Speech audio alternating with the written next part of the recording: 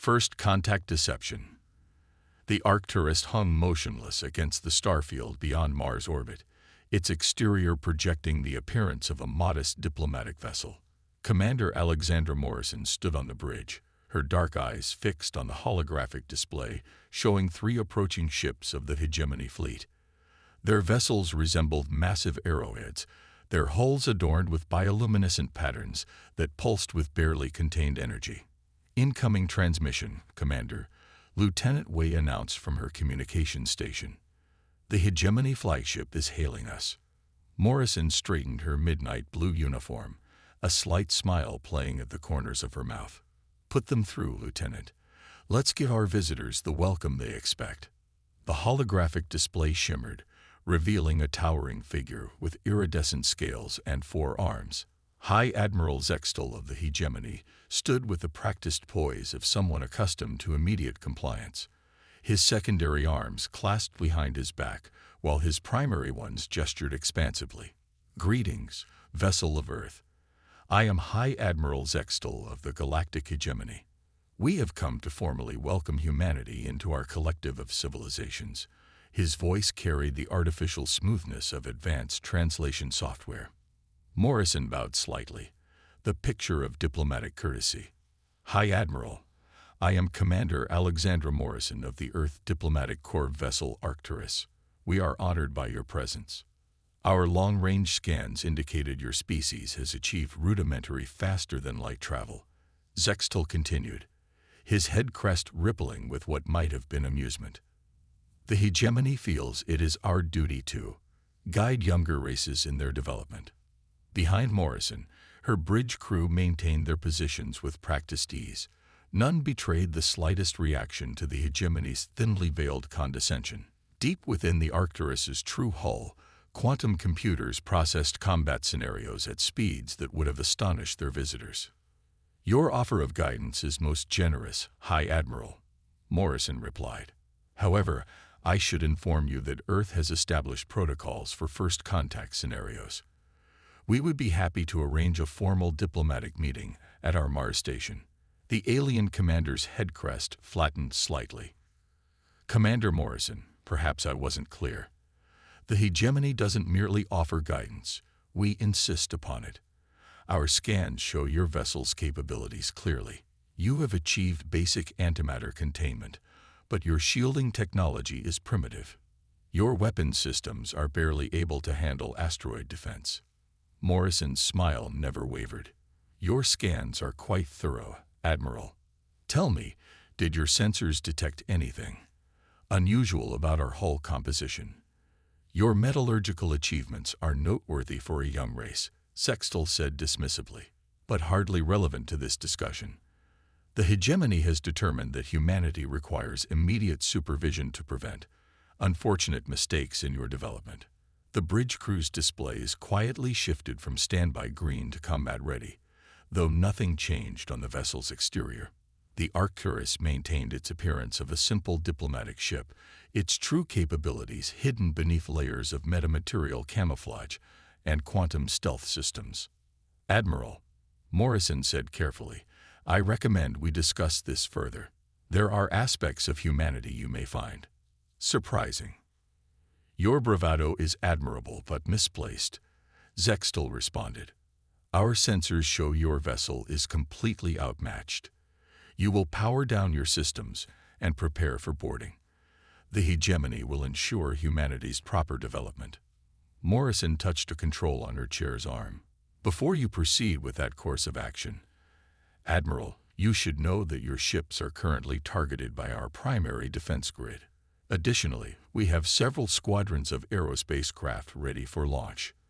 The alien commander's laugh echoed through the bridge. Commander, your primitive sensors must be malfunctioning. Our scans show no such capabilities. About those scans, Admiral, Morrison nodded to Lieutenant Wei. Perhaps a demonstration is in order. Lieutenant, disengage primary camouflage systems. The space around the Arcturus seemed to ripple like heat waves rising from hot pavement.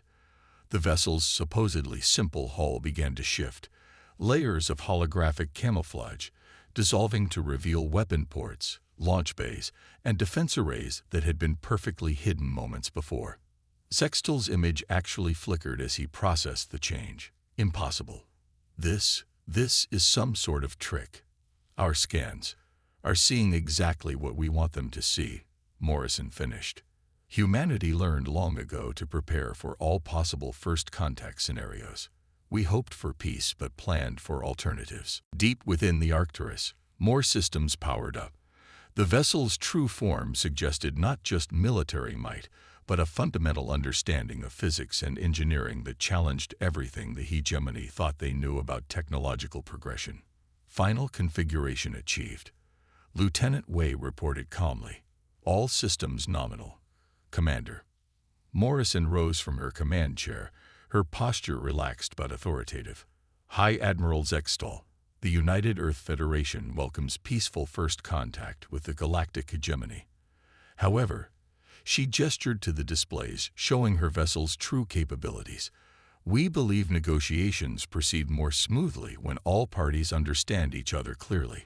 Shall we begin again? The alien admiral's scaled face had lost its superior expression. In the space of a few minutes, everything he thought he knew about humanity had been proven wrong. And somehow, he suspected this was only the beginning of the surprises these humans had in store. Perhaps, he said slowly, his secondary arms now hanging loose at his sides, we should indeed start over. Your species appears to be more interesting than our initial assessment suggested. Morrison's smile widened slightly. Admiral, you have no idea. Shall I show you what else we've been keeping in reserve? The game of shadows was about to end, and the real demonstration of human ingenuity was about to begin. The veil lifts. High Admiral Zextal watched in growing disbelief as the Arcturus continued its transformation. What had appeared to be a simple diplomatic vessel now revealed itself as something far more formidable. Layers of advanced technology emerged from beneath perfect camouflage, each revelation more shocking than the last. Tactical analysis. First officer, he demanded, all four arms gripping his command chair. His first officer, a tall hegemony warrior named Krelvin, studied the rapidly changing sensor data. Admiral, the human vessel's mass readings are shifting. Its actual length is nearly triple our initial scans. Energy signatures are impossible to categorize. They're using technology that doesn't match any known development pattern. Commander Morrison's holographic image maintained its composed demeanor as she watched their reaction. Admiral, would you like to see what an Earth vessel can really do?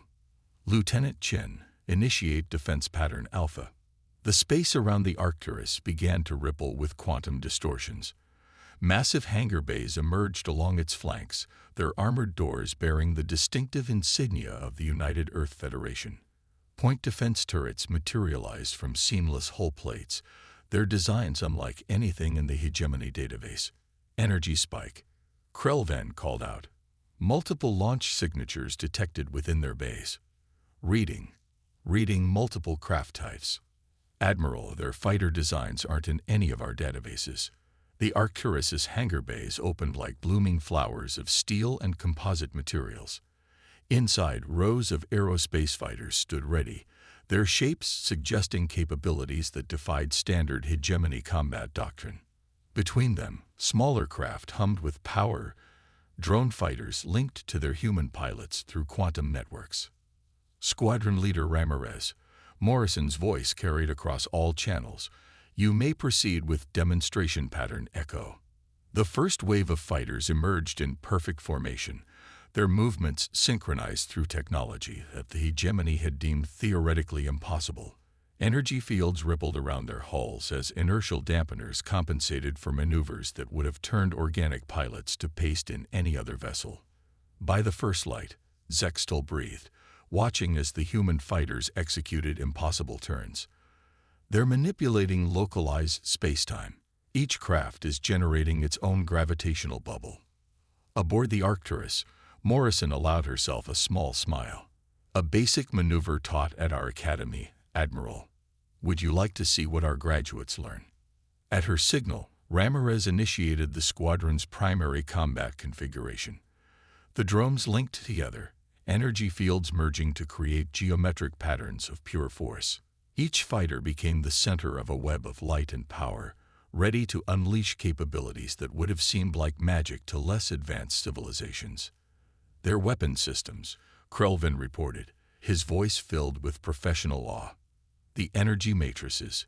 Commander, those patterns could collapse entire star systems.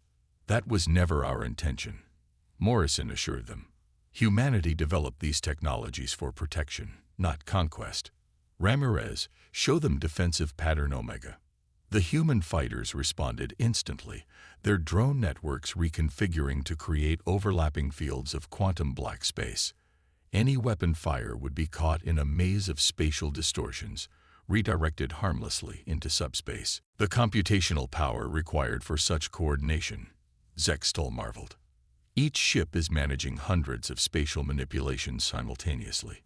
Thanks to our quantum neural interfaces, every pilot in that formation processes combat data faster than your strongest AI systems, Morrison explained. Human intuition enhanced by technology, Admiral. A combination we found quite effective. Ramirez led his squadron through one final maneuver, the fighters and drones moving in patterns that seemed to bend the very fabric of space. Energy trails traced complex geometric patterns against the stars, a testament to humanity's mastery over physics itself. Return to standard patrol formation, Morrison ordered, though her eyes remained fixed on the alien admiral's image. That was just one squadron, Admiral Zextol. Would you like to see what an entire carrier group can do? Before the hegemony commander could respond, new sensor contacts bloomed across his tactical displays. Lieutenant Krelvin's scaled hands danced across his console, trying to categorize the emerging threats. Admiral, we're detecting activity throughout the sector. Energy signatures are appearing where our charts showed empty space. Morrison's holographic image maintained its composed demeanor. Did you really think Arcturus was our only surprise, Admiral? Humanity learned long ago not to keep all our resources in one location. As if responding to her words, massive structures phased into visibility near Mars' Lagrange points, space stations and defense platforms that had been hidden beneath layers of metamaterial and holographic camouflage, awakened from their dormant state. Impossible, Zextol whispered. Your species, you've been preparing for this moment. For centuries, Morrison confirmed. Every telescope you thought was studying distant stars. Every probe you detected leaving our solar system. Each one was part of our defense network, gathering data, analyzing your technology, preparing for all possibilities. The hegemony admiral watched as more human vessels decloaked around his small fleet. Each ship represented a different aspect of Earth's military doctrine. Carriers, destroyers, stealth frigates, all of them incorporating technology that his civilization had thought impossible for a young race to achieve. You understand now, Admiral, Morrison said, her voice gentle but firm, why we believe negotiations should proceed from a position of mutual respect. The United Earth Federation stands ready to join the galactic community, not as subjects to be guided, but as equals to be welcomed. Zextol was silent for a long moment, his head crest rippling with complex emotions. When he spoke again, his tone had lost all trace of condescension. Commander Morrison, I believe I owe you, and humanity, an apology. It seems we have much to learn from each other. That's all we ever wanted. Admiral, Morrison replied. Now shall we discuss that diplomatic meeting? I believe there's quite a lot our civilizations could teach each other. As the human fighters continued their patrol around the assembled vessels, their drone escorts weaving complex patterns through space, Zextol couldn't help but wonder what other surprises these humans had in store. One thing was certain. The galaxy would never be the same after this day. Battle of the Void. The relative peace of the standoff shattered as new contacts appeared at the edge of the solar system. Lieutenant Chen's sensors lit up like a Christmas tree as dozens of hegemony warships translated into normal space, their weapons already charging. Multiple hostile contacts detected. Chen announced, his fingers dancing across his holographic interface. Reading 30-plus hegemony capital ships. Energy signatures suggest they're charging weapon systems. Commander Morrison's expression hardened as she turned to Admiral Zextal's hologram. Admiral, I suggest you contact your reinforcements immediately. This situation need not escalate further. But Zextal's image had lost its previous composure. They're not responding to my commands. This is Battle Fleet 7. They operate independently under high command protocols. They must have been waiting in reserve, monitoring our interaction. Then they're about to learn the same lesson you did, Admiral, Morrison replied. All hands, battle stations, initiate combat protocol Omega. The Arcturus's transformation wasn't finished. New systems emerged from quantum storage, the ship's hull reconfiguring itself into its true combat form. Weapon ports opened along its length, revealing arrays of technology that the hegemony had never seen before. Incoming transmission from the enemy fleet, Lieutenant Wei reported. Audio only. This is Grand Marshal Vex Thor of the Hegemony Battle Fleet 7, a harsh voice announced. Your deception ends now. Surrender immediately or face extinction. Morrison's response was calm but firm. Grand Marshal, I am Commander Morrison of the Earth Federation. Your fleet is currently targeted by multiple defense systems. Stand down your weapons and... Enough lies. Vex Thor interrupted. All ships, open fire. Destroy these upstart primitives. The void lit up as dozens of energy beams lanced toward the Arcturus and its escort fighters. But humanity had been preparing for this moment for generations. Activate Quantum Mirror Defense Grid, Morrison ordered. Squadron leaders, execute Combat Pattern Delta. The space around the human ships rippled as overlapping fields of quantum-manipulated space bent the incoming fire away from their targets. Energy beams that should have vaporized the vessels instead curved around them, dissipating harmlessly into the void. Impossible. Vex Thor's voice cracked with disbelief. Secondary weapons, fire everything. Now it's our turn, Morrison said quietly. All squadrons, engage at will. Show them what humanity can really do. The human fighters accelerated with impossible speed, their drone escorts forming complex geometric patterns around them.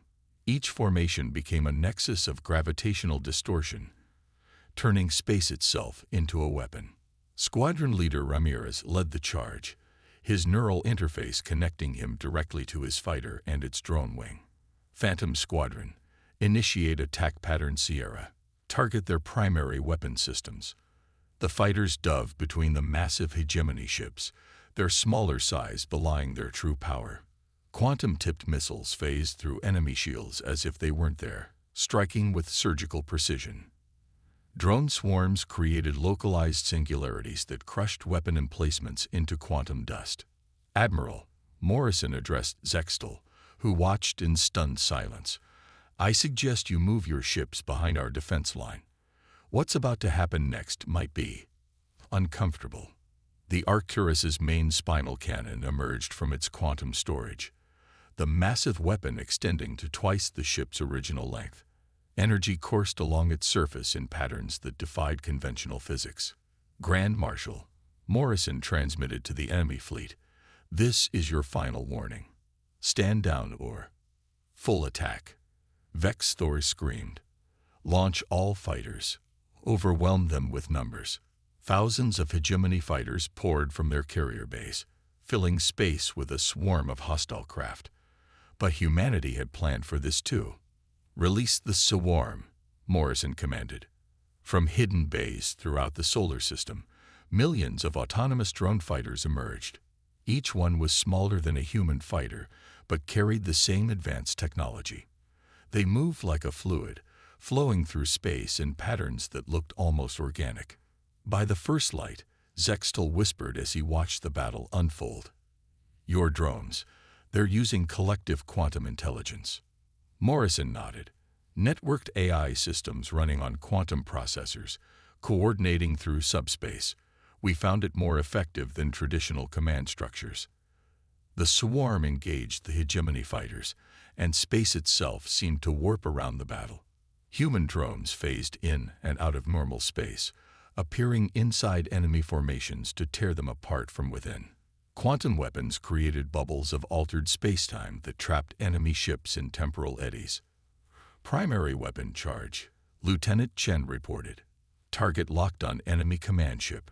Last chance, Grand Marshal, Morrison transmitted. Stand down or witness the full extent of human military technology. Never. Vex Thor's response was immediate. All ships, concentrate fire on their command vessel. They can't possibly. The Arcturus's spinal cannon fired. A beam of pure quantum energy, contained within a carefully constructed tunnel of warped spacetime, lanced out toward the hegemony command ship. When it struck, reality itself seemed to hiccup. The massive vessel didn't explode. It simply ceased to exist, along with a significant portion of the space it had occupied. A perfect sphere of emptiness marked where the ship had been, the edges so sharp they seemed to cut the eye. Quantum deletion field, Morrison explained to the stunned silence that followed. We found that removing things from reality entirely was more efficient than explosive weapons. The remaining hegemony ships hung motionless in space, their weapons powered down. Even Vex Thor's most fanatical captains could recognize the futility of continuing the fight. Commander, Zextal spoke carefully. I believe I should contact our high command immediately. It seems the hegemony's approach to first contact protocols requires significant revision. Morrison allowed herself a small smile. I think that would be wise.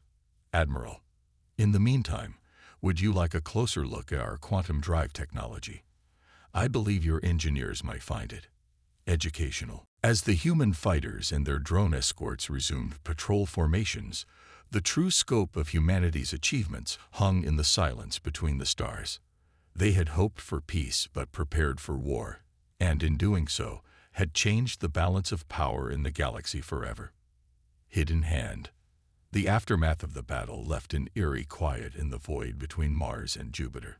Disabled hegemony vessels drifted under the watchful eyes of human patrol ships, while emergency quantum transporters evacuated injured alien crew members to medical facilities on the Arcturus.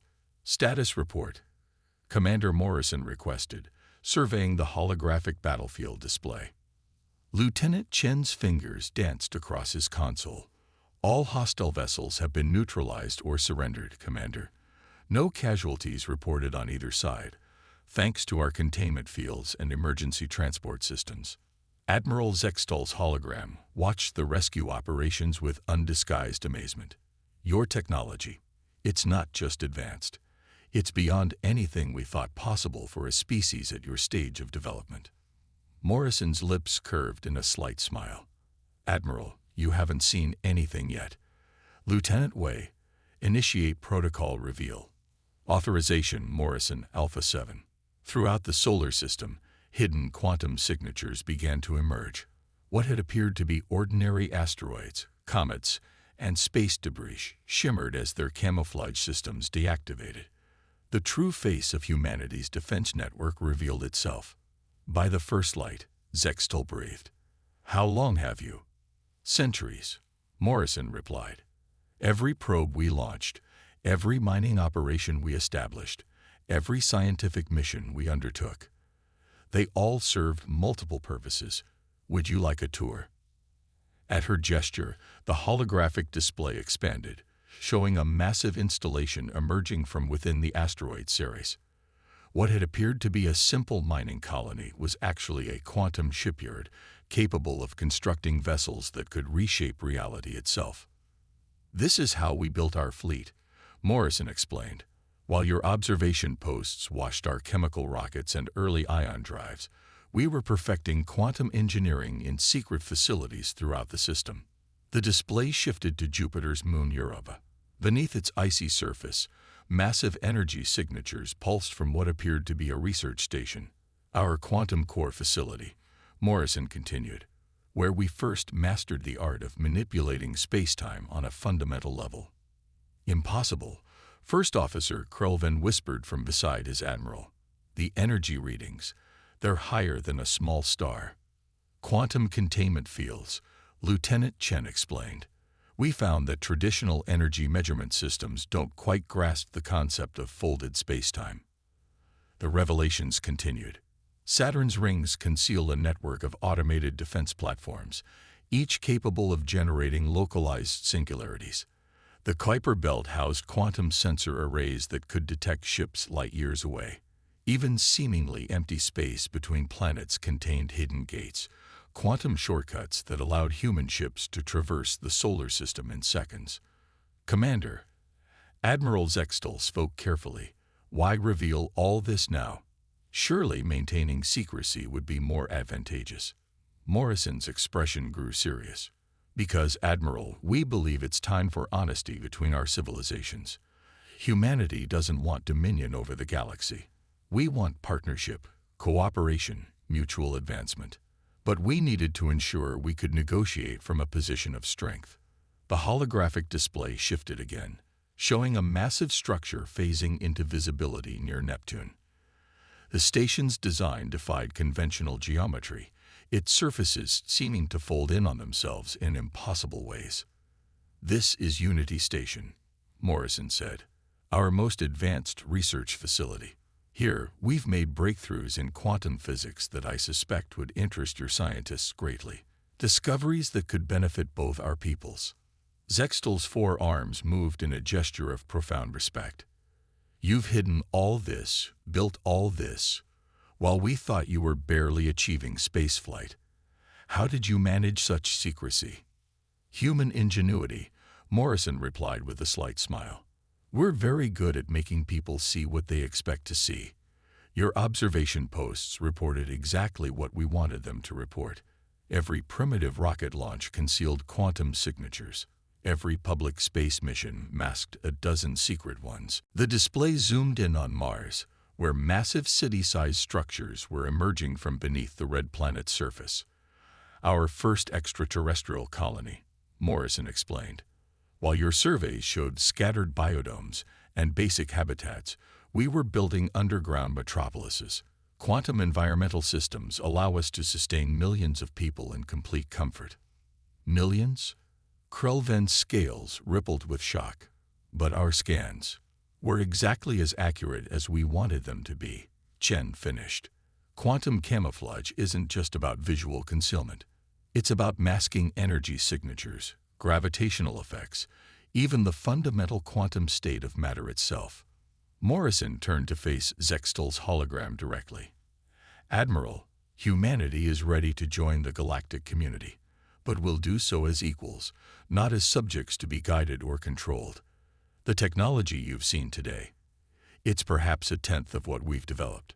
The rest remains in quantum storage, ready if needed, but hopefully never necessary." The alien admiral was silent for a long moment, his head crest rippling with complex emotions. "Commander Morrison, I believe I need to contact our High Council immediately. The implications of what you've shown us, they change everything we thought we knew about technological development." "That's precisely why we revealed it," Morrison said. "The galaxy is entering a new era, Admiral. One where humanity can finally step out of the shadows and share what we've learned. The question is, will the hegemony join us as partners in this new age?" As if to emphasize her words, another massive structure decloaked near Earth's moon. A quantum gateway large enough to accommodate entire fleets. Its surface rippled with energy patterns that suggested capabilities far beyond simple transportation. "Think of what our civilizations could achieve together," Morrison continued. "Not through conquest or submission, but through genuine cooperation. The universe is vast, Admiral Zextal. Perhaps it's time we explored it together." The silence that followed was heavy with possibility. Humanity had revealed its hand at last, and the galaxy would never be the same. The Age of Shadows was ending, and a new dawn of cooperation and discovery beckoned, if the hegemony was wise enough to grasp it. New dawn. 3 days after the battle, the Arcturus hung in high orbit above Earth, now accompanied by a mixed fleet of human and hegemony vessels. The ship's observation deck offered a stunning view of the planet below, where the lights of cities gleamed through gaps in the clouds.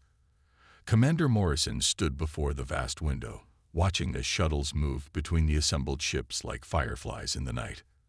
"Quite a view, isn't it?" she said to Admiral Zextal, who stood beside her in his ceremonial armor. The alien commander's scales shimmered with iridescent patterns that matched the city lights below.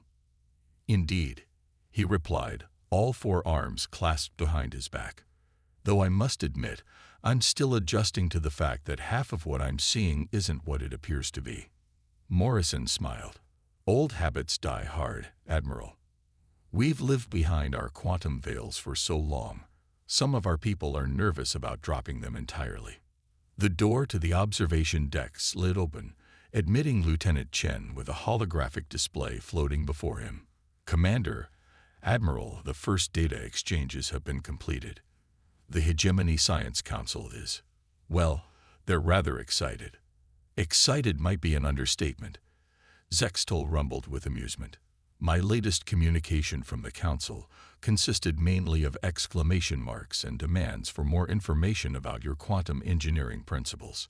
The holographic display showed streams of data flowing between Earth's quantum networks and the Hegemony's flagship. Centuries of human scientific advancement were being shared, while Hegemony technological databases flowed in return. "Your bioengineering techniques are fascinating," Morrison noted, studying the incoming data. "I suspect our medical teams will be particularly interested in your cellular regeneration technology." "A fair trade," Zextal responded, "considering what your quantum manipulation theories will do for our space travel capabilities. Though I must ask, why keep such advances hidden for so long? Why maintain the deception?" Morrison turned from the window to face the Admiral directly. "Survival, initially. Humanity has a long history of conflict. When we first detected your observation posts, we didn't know if we'd face friendship or conquest. So we prepared for both by developing technology that surpassed our own while appearing to be centuries behind us," Zextal mused. "A remarkable achievement. It wasn't just about military capability," Morrison explained. "Every advancement we made had to serve multiple purposes. Our quantum camouflage systems also led to breakthroughs in energy production. Weapon research improved our understanding of space-time manipulation, leading to better transportation and communication systems." The holographic display shifted, showing the massive quantum gateway near the moon. Ships from both civilizations passed through it, establishing the first links of what would become an interstellar network. "The Hegemony High Council has approved the Technology Exchange Treaty," Zextal announced, "and they've formally recognized Earth as an equal partner in galactic affairs. Though I suspect some of our more traditional members are still coming to terms with recent events." Morrison's expression turned serious. "And the militant factions? Will there be further incidents like Battlefleet 7? "Unlikely," the Admiral assured her. "Your demonstration was quite convincing. The quantum deletion of a capital ship tends to focus one's thoughts remarkably well." Lieutenant Chen's console chimed with new alerts. "Commander, we're receiving transmissions from throughout the solar system. All hidden installations report ready for Phase 2 of the Revelation Protocol." Morrison nodded. "Very well. Admiral, would you care to witness the final unveiling of humanity's achievements?" At Zextal's gesture of agreement, Morrison gave the command. Throughout the solar system, the last layers of quantum camouflage began to fade. Hidden cities on Mars emerged into full view. Massive research stations appeared in the rings of Saturn. Orbital habitats housing millions shimmered into visibility around Earth. "The true face of human civilization," Morrison said softly. "No more shadows, no more deception. A new era of cooperation and mutual advancement." "Your people have achieved something remarkable," Zextal observed. "Not just technologically, but culturally. To maintain such secrecy, such unity of purpose for generations." "We had good motivation," Morrison replied. "The stars above us have always represented both promise and potential threat. We chose to be prepared for either." The door slid open again, admitting Lieutenant Y with another holographic display. "Commander, Admiral, The first joint scientific conference is ready to begin. Representatives from both our civilizations are standing by. Morrison gestured toward the door. Shall we, Admiral? I believe we have quite a lot to teach each other. As they left the observation deck, Earth continued its eternal dance around the sun. But now it was no longer a seemingly primitive world on the edges of galactic civilization. It had revealed itself as a technological powerhouse, ready to share its advances with the galaxy at large. The age of secrets was over. The age of cooperation had begun. And somewhere in the vast reaches of space, other civilizations were about to learn that humanity had been watching, waiting, and preparing, not for war, not for conquest, but for the moment when they could step onto the galactic stage as equals. The human supercarrier Arcturus continued its patrol, no longer hiding its true nature. Its quantum drives pulsed with power that defied conventional physics, a testament to human ingenuity and determination. The ship's name had become a symbol, not of military might, but of the possibilities that arose when species came together in peace. A new dawn had arrived for both humanity and the hegemony, and the galaxy would never be quite the same again.